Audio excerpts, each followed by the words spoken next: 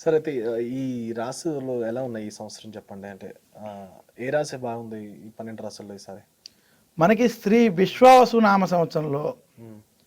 ద్వాదశ రాశులు తీసుకుంటే మొదటి క్వశ్చనే పాజిటివ్గా అడిగారు కాబట్టి హ్మ్. ఈ సంవత్సరం ఒక 3 రాశులకి చాలా అద్భుతంగా ఉంది 12లో. హ్మ్.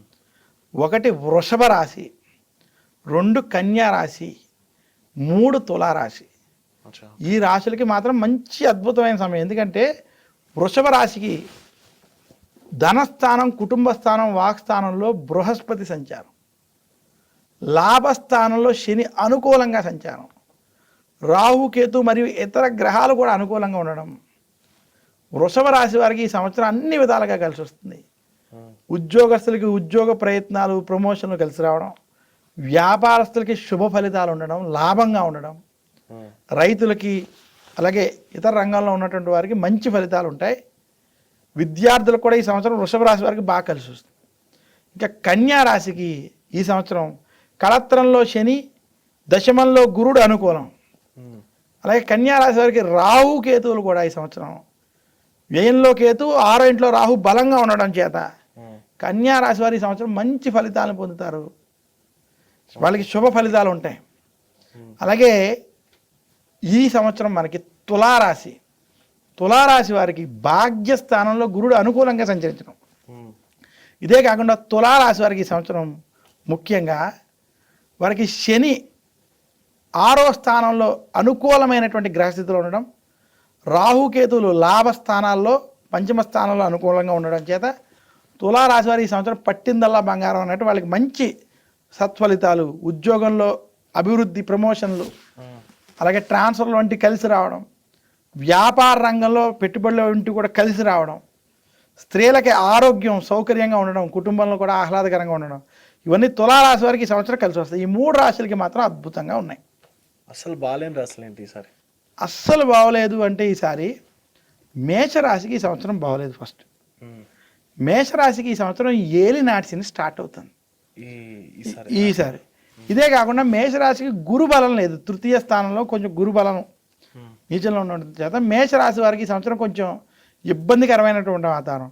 మేషరాశి వారు అప్పు చెయ్యొద్దు, అప్పు ఇవ్వద్దు, తెలియని చోట్ల ఇన్వెస్ట్మెంట్లు చేయకూడదు. ఏ రియల్ ఎస్టేట్లో ఎందులో ఎవరైనా వచ్చి ఇబ్బంది పెట్టినా మీరు అందులో ఇన్వెస్ట్మెంట్ చేయడం వల్ల కొంచెం ధన నష్టం జరిగేటువంటి స్థితి కలుగుతుంది. అలాగే మేషరాశి వారికి ఉద్యోగస్తులకి వీళ్ళకి ఉద్యోగంలో పని ఒత్తిళ్ళు, రాజకీయ ఒత్తిళ్ళు, ఇబ్బందులు కలుగుతాయి. మేషరాశి వారికి ఈ సంవత్సరం ఒకటి బాగోలేదు. ఇంకా రెండోది కర్కాటక రాశి. కర్కాటక రాశి వారికి అసలు అష్టమ శని పూర్తయింది. ఈ సంవత్సరం బాగుండాలి, కానీ శని భాగ్యంలో అనుకూలంగా ఉన్నా వ్యయస్థానంలో గురుడు, వాక్స్థానంలో కేతు ఉన్నారు.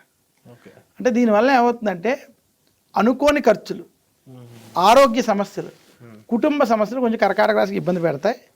అలాగే వాక్స్థానంలో కేతు, అష్టమ రాహు ప్రభావం చేత కర్కాటక రాశి వారికి గొడవలు అధికంగా అయ్యేటువంటి పరిస్థితి ఉంది. ఎదుటి వారితో మాట్లాడేటప్పుడు జాగ్రత్తగా వ్యవహరించాలి వాళ్ళు. తర్వాత ఇంకోటి సింహరాశి. సింహరాశికి ఈ సంవత్సరం బాగోలేదు. మీది సింహరాశి అనుకుంటున్నాను. సింహరాశి వారికి ఎందుకు బాగోలేదంటే వీళ్ళకి జన్మకేతు, కళత్ర రాహు. రెండోది సింహరాశికి అష్టమ శని స్టార్ట్ అవుతుంది. అయితే గురుబలం ఒకటి వీళ్ళకి అదృష్టం.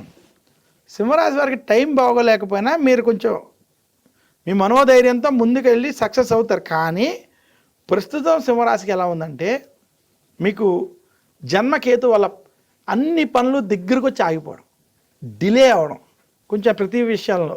అలాగే ఏదైనా కొంచెం చెడు వార్తలు ఈ సంవత్సరం వినేటువంటి స్థితి కొంచెం కనపడుతుంది. ఇంకా సింహరాశి వారికి పెళ్ళైనటువంటి వారికి భార్యాభర్తల మధ్య గొడవలు వంటివి కొంచెం అధికంగా. ఎందుకంటే భార్య స్థానంలో రాహు, అంటే భార్య లేదా భర్త స్థానంలో రాహు, కలత్ర స్థానంలో రాహు ఉండడం, జన్మరాశిలో కేతు, అంటే పని ఒత్తిళ్ళు, రాజకీయ ఒత్తిళ్ళు అధికంగా ఉంటాయి. సో సింహరాశి వారు ఈ సంవత్సరం కొంచెం జాగ్రత్తగా ఉండాలి, జాగ్రత్తలు వహించాలి. ఈ సంవత్సరం సింహరాశి వారు మంచి ఫలితాలు పొందాలంటే సుబ్రహ్మణ్యుణ్ణి, దుర్గాదేవిని పూజించాలి. అలాగే వారు అష్టమ శని కారణం చేత శనివారం రోజైన నవగ్రహ ఆలయంలో శనికి తైలాభిషేకం చేసుకోవడం, లేదా దశరథ ప్రోక్త శని స్తోత్రం, అంటే ఓం నమ కృష్ణాయ నీలాయ శికంఠ నిభాయ చ నమ కాలాగ్ని రూపాయ కృతాంతాయ చ వై నమః అనేటువంటి దశరథ ప్రోక్త శని స్తోత్రాన్ని నిత్యం పారాయణం చేసుకుంటే కొంచెం మంచి ఫలితాలు వాళ్ళకి కనపడతాయి.